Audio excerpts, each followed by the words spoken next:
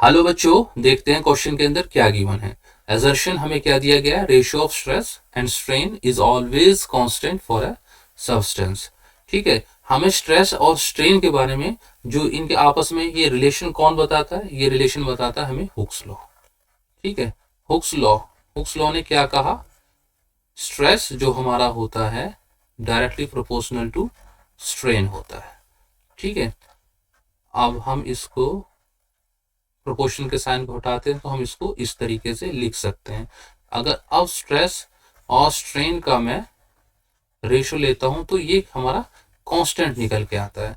ठीक है, और इसको हम क्या बोलते हैं, मॉड्यूलस ऑफ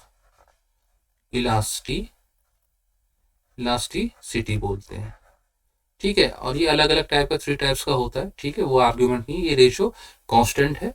ठीक है, लेकिन अगर हम एजर्शन में देखें, इन्होंने क्या लिखा हुआ है, ratio of stress and strain is always, मगर हमारा हुक्स लॉ वैलिड है कहां तक है, अंडर इलास्टिक लिमिट। ठीक है, अगर इलास्टिक लिमिट्स को हम क्रॉस करते हैं तो हमारा ये हुक्स लॉ वैलिड नहीं है। तो इसका मतलब हमारा एजर्शन वाला जो ये स्टेटमेंट है ये हो जाएगा फॉल्स।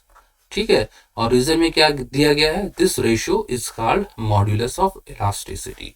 मॉड्यूलस ऑफ इलास्टिसिटी हम इसको बोलते हैं, ये ट्रू है।